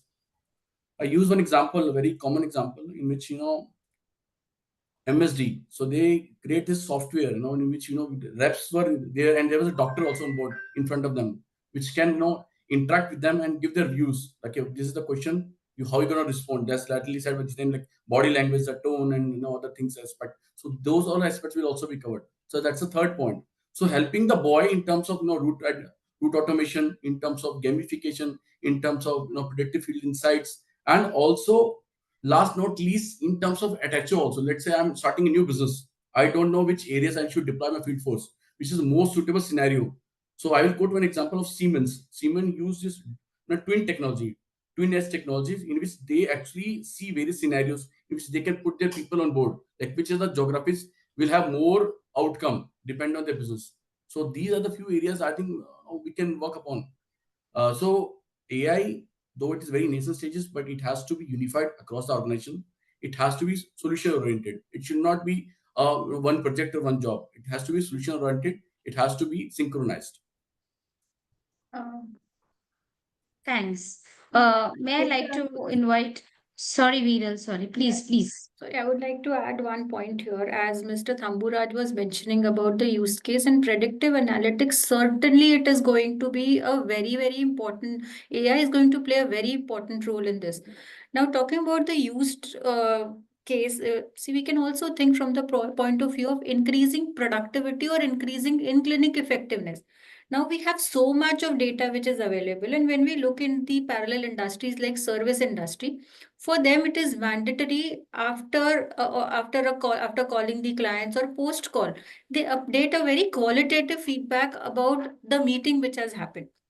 In pharma, presently that practice is not very common, but at least if we initiate, because of the machine learning, if the system learns, if we have this practice of constantly updating that what was the quality of call, what discussion happened with the doctor, did he ask for any references, what particular questions were asked on certain scientific points, samples, or any other point, maybe it is related to UCPMP, the system will learn itself. And next time, before I am meeting that doctor, if I just update that, can you just brief me? What did I discuss last time? Or how can I make my call more effective? In that same CRM platform, you have also a lot of data available that when was the last joint call which was done, whether that doctor is part of any campaigns, what is the probable ROI, or you have your RCPA data also available. So it gives a 360-degree overview regarding that HCP. Plus also presently, the most, I think the utilized aspect will be web scraping. So there are doctors also who are attending conference, some doctors who are going as a speaker. So through web scraping, the information which is available, which will help a ME to strike a conversation that, it will say in format of nudge, as what Jiten was mentioning, that, since you are meeting this doctor, he attended this event last time where he spoke about artificial intelligence or in discovery of certain molecules or management of disease or on patient support programs. And why don't you strike a conversation because he spoke about these points? That will give him that hook and we can utilize. And certainly one is how to improve in clinic effectiveness, productivity, and very important predictive analytics, because the quantum of data that is getting generated, AI is the ultimate solution, how we can use that entire intelligence optimally. See, ultimately, it is about on the humans, on the brand managers, on the marketing heads, everything collectively, how we are using it. Because as I often quote in many of my programs, that intelligence can be artificial, wisdom cannot be artificial. So the data which is getting generated out of the system, what actions we are taking based on that data, that will make a very, very pivotal difference in the overall strategy which is there. Thanks, Viral. I'll come back to you, Mr. Tamburaj. If I may like to invite Mr. Thought Mr. Sanjeev Kumar. He's not Yeah, spoken for a while. Yes. right. Hi, everyone. See, the pharma sales is one of the most traditional way of selling still. And we are talking about AI and digitals. If you look around and see at the other segments like FMCG, consumer durables, adoption of digitals and AI is at much, much higher level. We are still at very, very nascent stage because our regulations are such and the kind of business we are in where patients are involved, doctors are involved, where different regulatory bodies are involved. So the adoption is very, very slow. But really, so far, if I look at digitals and AI use in pharma, basically we are still limited to use of digital sales aid. And we use that as just a detailing tool. That is one. Second is that the companies which have adopted like tablets and all, most of them are using that to just a monitoring device, geofencing or geotagging, so that I am just ensuring that my people are reaching to the doctor. Are we really using those AI tools to engage the customers? My answer is no. This is still the one-way communication. Our people are going, taking tablet, going, just detailing and coming back. Like Rahul said that the gamification. Are we using gamification to engage our customers? So AI is in nascent stage. We can use it in the various way. Like we can use the most important thing is that attrition is fact of the life in our industry. And the company which is having 20% attrition will say we have very low attrition rate.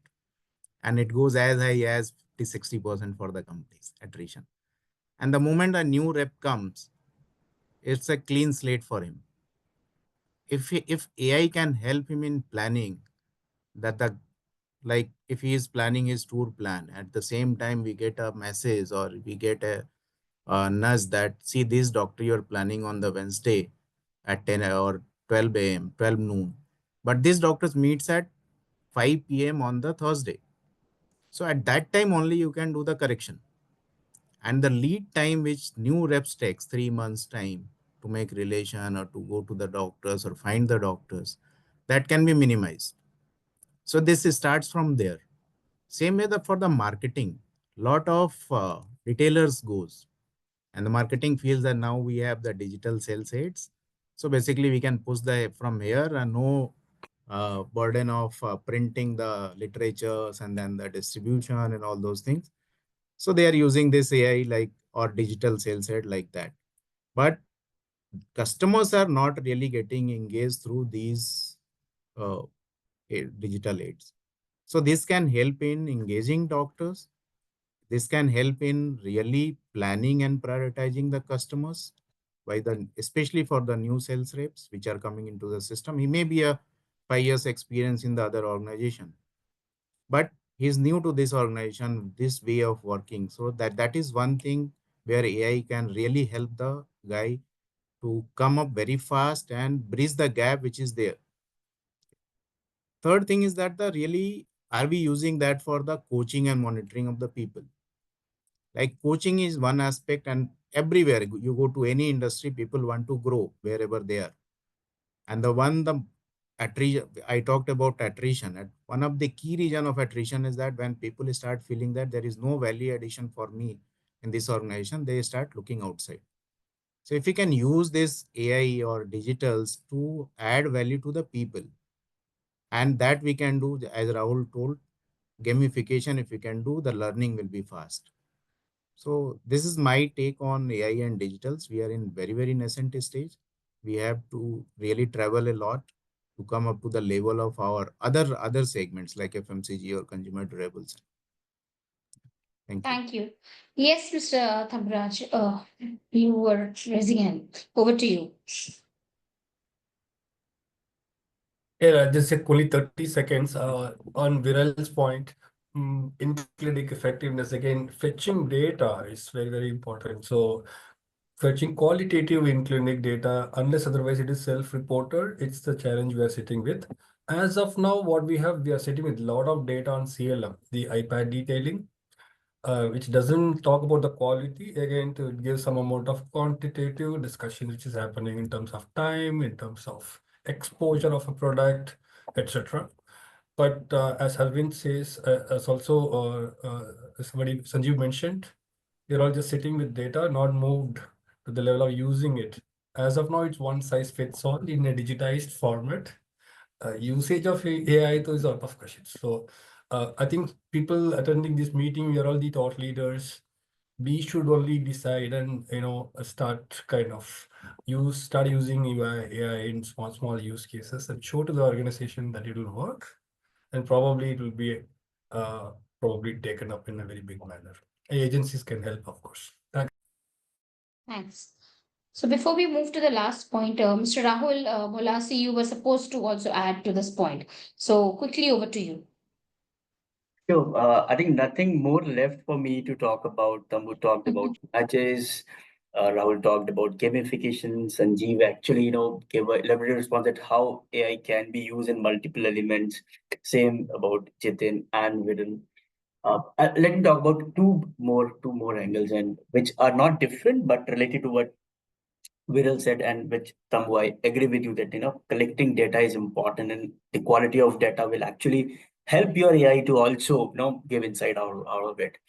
But one element which Viral talked about, about in-clinic excellence, when we have, even if I'm not collecting the data point of the doctor, about my qualitative discussion and all those stuff, but we have couple of data like which product has been detailed to this doctor using the IP data, and then talking about the prescription data which we upload generally, kind of prescription we write, or maybe the competition he writes or she writes, and then probably getting a number of calls you are doing, frequency, competitor, and other divisions of your organization working on all those stuff. If all those get married into one data point, into data lake, and then Supposingly, again, if you are using a chat bot where you say that, okay, I'm in front of this doctor and what should be my in-clinic pitch for this doctor, and it all get, all your training material across your LMS, all the information across your maybe CRM, come to one angle and give you a small sweet pitch of yours that how you start your call,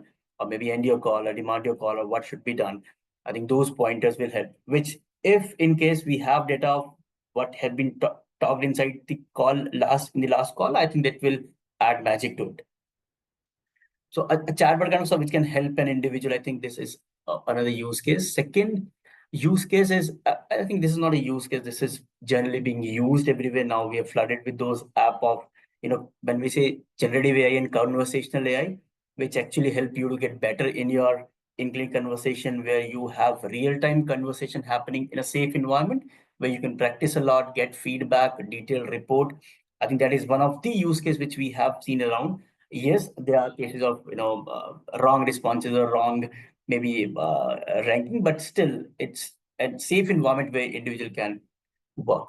One part of cautious, while because we are talking about AI and technology, but I have seen happening across is, with emergence of technology, AI should simplify my life as an individual, not complicated with multiple apps, like 5 different apps for 5 different stuff.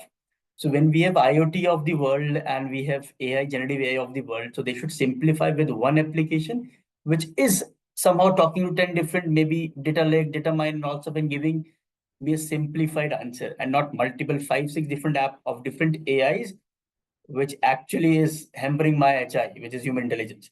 So I think this, we as Thambu said, that all thought leaders, I think we should be thinking of that how as an organization-wide approach should be taken and not an individualistic approach, which actually complicate the life of an individual who is using all those apps. So I think a lot has been said. Arvind is raising hands, so over to you. You are data Sure. engineer, so you might throw much Yes. light than we can. Coming to Mr. Arvind. Yeah, Yeah. please. Yes. So prior to joining pharma industry, I was with bank and financial services, and so I will give you insights something which we have not spoken so far. We're talking about predictive, but this is the era of prescriptive and cognitive analytics. What I mean by prescriptive, that means you don't, the way doctor prescribe us medicine, similarly, you need to prescribe your field rep, you need to go to this doctor and spend this much time. That is called prescription, right? And how it is happening in, how it is happening and how it to happen in say banking. Say when you go for loan, their system tells that really I have to give loan to this person or not. That means it is prescribing, right? Similarly, we can do a lot of prescriptive analytics even in Salesforce automation or productivity enhancement. Like say, we can advise the route, we can prescribe the route which that rep need to follow. We can advise which doctor he needs to talk. We can advise how much time he needs to spend, right? So all these things we can do. That is prescriptive analytics. And coming to cognitive, which we may have seen in FMCG sector, right? That is personalization, like say understanding the customer behavior and then personalize the content and everything, right? So similarly here we can also do that. Say every doctor is not same. Maybe the therapy area may be the same, but again, the way doctor respond to your content, the way he understands things, it differs, right? Every human being is different, right? Though he may be into cardiology, but the way he understands and the way he speaks, right? So if you can have those kind of insights around that behavior, then also you can create your content in a way which will suit him, right? So use this to personalize your communication or personalize the way you do things, right? This is on the prescriptive and prescriptive and cognitive. I know many of you will not agree, Arvind, we are not even talking about predictive when we are talking about prescriptive, but look at innovators, okay? Because I work in R&D as well. Look at innovators, how they are using this technology to do drug discovery faster, right? In some part of our industry itself, it is at a very advanced stage, then why we cannot do it in our sales side, right? So if you say that, if somebody says, Pharma is laggard in technology, I will not agree, I will disagree, because Pharma is way ahead, okay? The way we are using AI in biotechnology or even analyzing your DNA, right? Protein. That's very, very advanced. So we should not say that we are laggard. We are way ahead. Thing is that we are not thinking around it to use it. If you start using it, I can tell you, it will drive a lot of benefit. We have done it. When I'm saying this thing, people are using this kind of language. This will not work. This doesn't happen like this. Okay, but we've done it and we have got the benefit as well. So you can also think it is just about changing the mindset. Okay, and you will get the result. I can guarantee. Yeah. Thank you. Thank you. And Thank one you. more thing around productivity. Say 5 years back, when you used to get invoice, how used to process? We used to keep data entry operator, right? Then he used to enter the data, right? Invoice. While he's entering the data, there used to be mistake as well, right? Today, many organizations have implemented RPA and all. It is getting processed automatically, and the accuracy is 100%, right? Even I think somebody was saying that format of invoice changes. Format may change, but the key field which I need, that doesn't change. Today, RPA can identify. So I just want to pitch in. Yeah. So productivity increase throughout all departments, AI has proven. Now, when it comes to sales, by pitching how and by intervening in how probably how we are going to increase his productivity in sales. The person on the field, that is what is less studied, less experimented, with very less success. They're all maneuvering it now. Probably I think we'll crack it by the time next year we meet. We'll be able to probably would have cracked 2 or 3 very strong AI use cases in sales too. So we have already built custom solution, and we support 8,000 field reps in India itself. Okay, so it is just about thinking about it. Okay, and just how you are using whatever is available. Okay, that's it. Yeah. Like say I was talking about invoice processing, right? So today, if you look at, we are getting 100% data, right, without no effort. And earlier, look at the money which you used to put, and again, data quality was not good. Right? So we need to embrace technology. And again, see, technology works in a different way for different person, right? You have to understand our business need. Then you have to align the technology delivery with the business priority and alignment. Then only it will be successful. Otherwise, it is not possible. Yeah. So always align technology with business. Thank you. So the last point that we would like to have insights on is fostering collaborations through digital integration, enhancing teamwork with seamless communication tools. So here, I first like to invite Mr. Dhwani Dolakia to share his thoughts. He's been a silent spectator for a while. So thank you, sir, for your patience. Over to you. Good evening. Thank you so much. I think it has been an excellent discussion going on, and very insightful session has been going on, and fellow members have shared insightful details.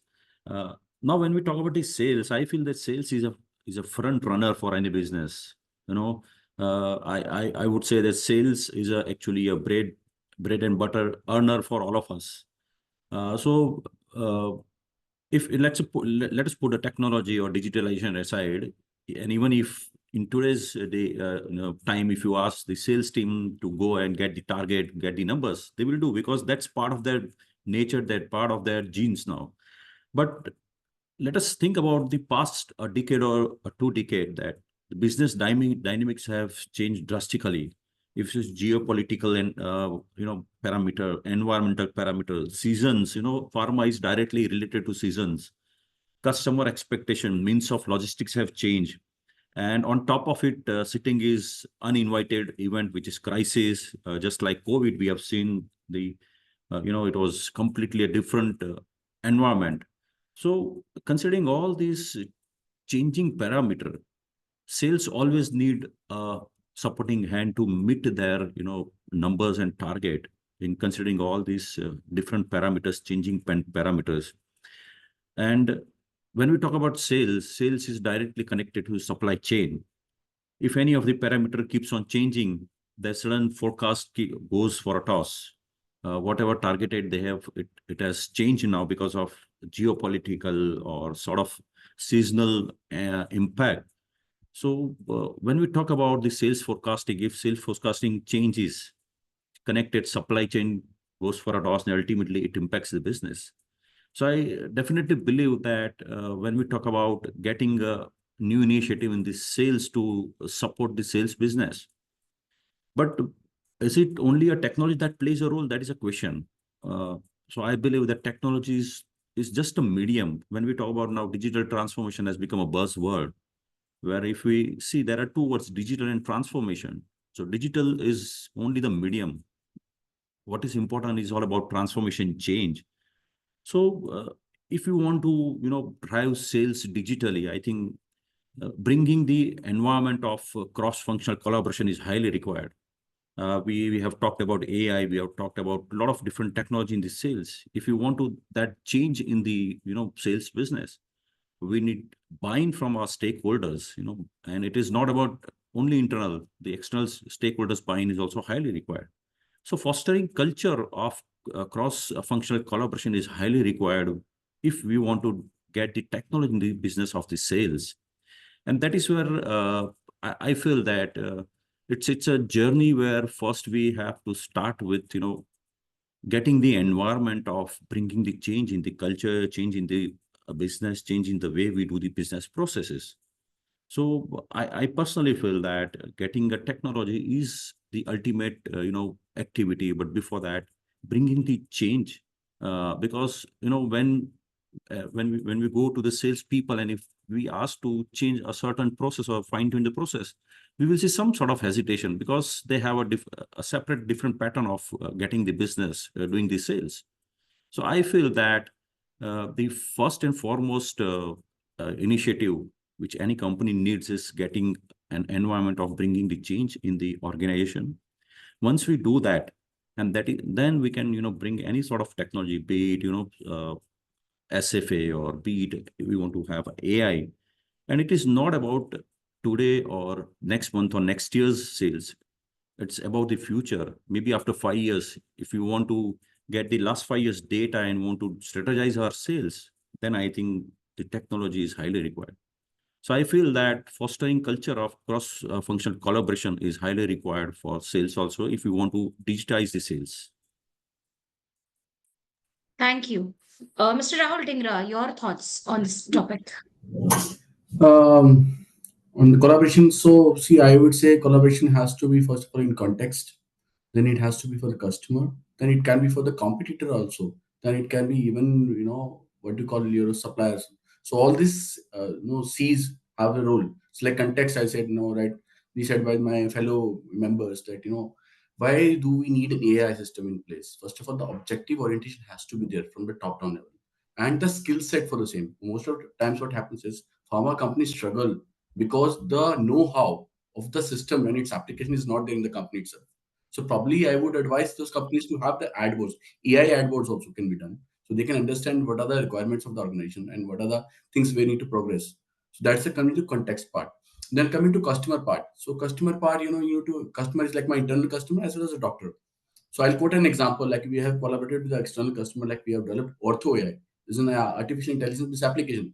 Basically, we identified a problem for orthopedicians having a lot of time, spending time in analyzing X-rays, and writing thesis papers and works and all those things. So we went to the doctors only, and there was a system in place. The doctors from orthopedity is also working on it. So we got a system in place with them, and of course we jointly collaborated and formed a system called Ortho AI, in which doctors can scan their X-rays, they can scan their prescriptions and find errors in that. They can see whether dosage is correct or not. They can write theses, they can write books, whatever AI can do, and that too in a RAG-based model. Because what happens is Chat GPT and other things, they are outdated because they haven't data pointed to the 22, 23, but we need to give the real time because doctors, their practice changes daily. So we need to collaborate with the doctors, what is happening on day-to-day basis, and imbibe that into our system. That's the point of customers, external customer. Coming to internal customer, which means providing them platform to engage. One platform which reps can from across geographies can engage in a one single platform. Their queries, whatever customer queries are there in place, so they can have one single platform which they can post their queries and see that queries are being resolved. So others can also see. So one single platform which AI can help in collaboration. For example, we have also done called DG Bank. So DG Bank is one area where reps can put their queries, and AI is only answered the queries as well as supported by medical references. So we have medical doctor in place who checks it, validates it, and all the reps across geographies can see that. So there's a cross pollination of the ideas and how AI can help in the day-to-day practice. As I said, the AI should be helping the end user. It's not about data collection. It's not about sitting dump of data. It's about helping that end user, the revenue generator. Because we are here because there's a boy who's working hard in the field and he's generating revenue. So our job is, everyone in the organization job is to make his life more simpler. That's what I say collaboration is all about. So that's it from my side. I think more or less fellow panelists will always. Yeah. So, Mr. Sanjeev, I think you have raised your hand. Yes. Yes, please. Yeah. See, one thing I just wanted to add that it's regarding uses of AI in our improving productivity. See, I am personally listening the word micro marketing from the last 20 years. And on the name of micro marketing, so far what we do is that we'll do some campaign during Durga Puja in East, and we do something on the Onam in the Kerala. That is the definition of micro marketing so far for our industry. But why can't?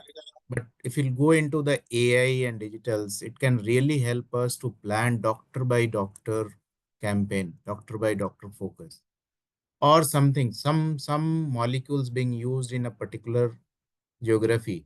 Why can't we study and then we plan accordingly? Like you see, the coastal area, the incidence of diabetes is very high. So this can really help us. AI and digitals really can help us in planning micro marketing.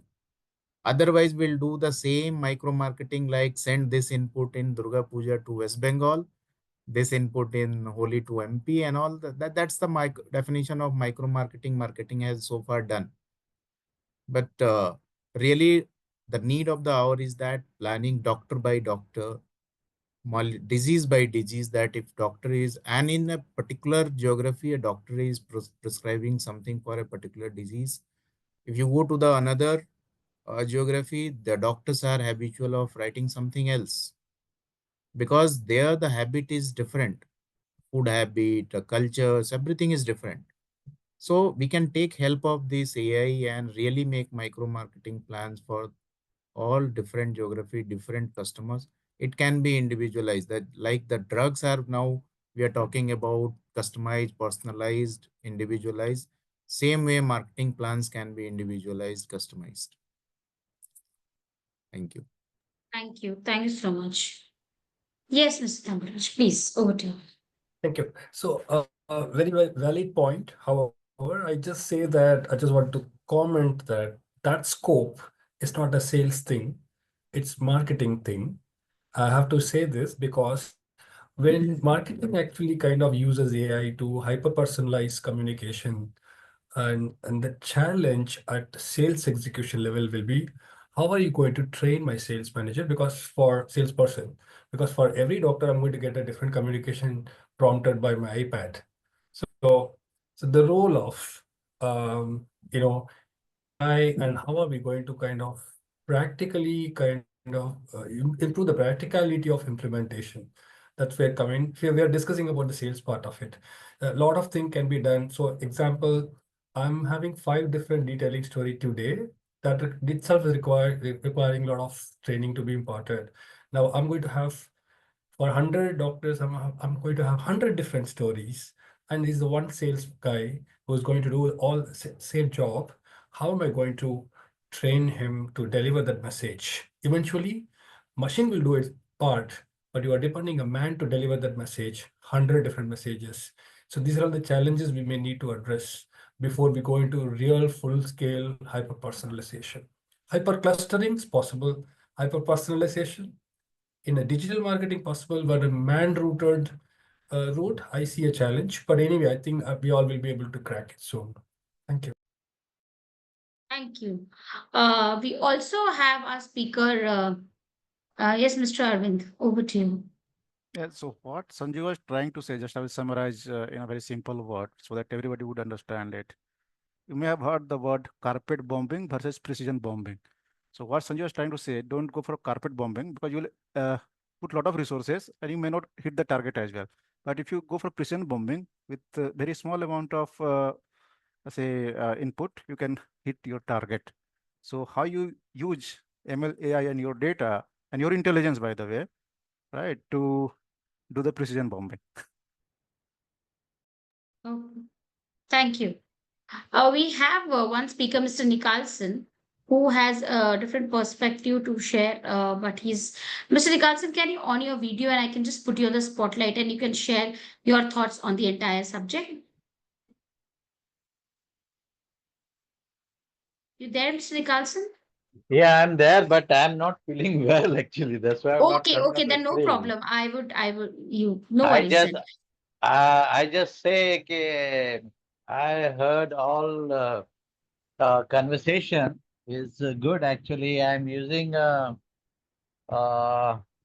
this apps and all. So it's all useful and the new things are coming and day by day in the industries. It's really useful for us. I'm basically a hardcore salesperson actually.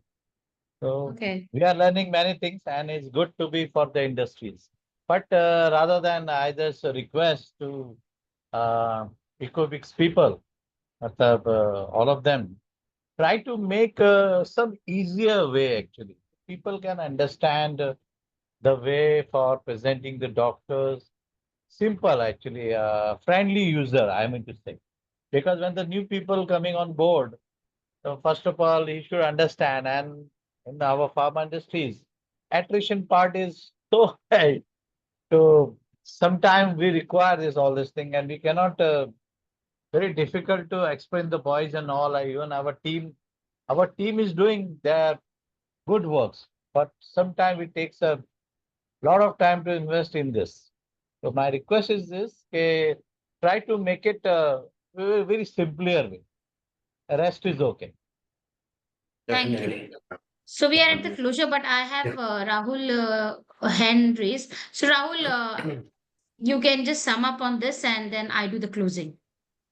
So, thanks, I'll take just quick 30 seconds. I think what Tambu and Sanjeev said about maybe what we can say a persona-based marketing for individual, and if not the individual marketing, and we might not need an AI kind of stuff. It can be maybe a message guiding and helping, taking step-by-step decision, taking closer doctor to the sales, and then I think once he is in the verge of closure, about to know about you, about is share interest about to know your product, about study, and then when he's closer to the what do you say, closer to the sales or writing a prescription, and then a nudge can go to a rep that okay, this doctor is almost at this stage, and now you can go and discuss about this study. And I think this is how the amalgamation of a step by step customized sales journey using a machine or a chat bot, and then nudging your rep when you find that no, it is maybe a more than a lukewarm or warm sales, what we call in finance will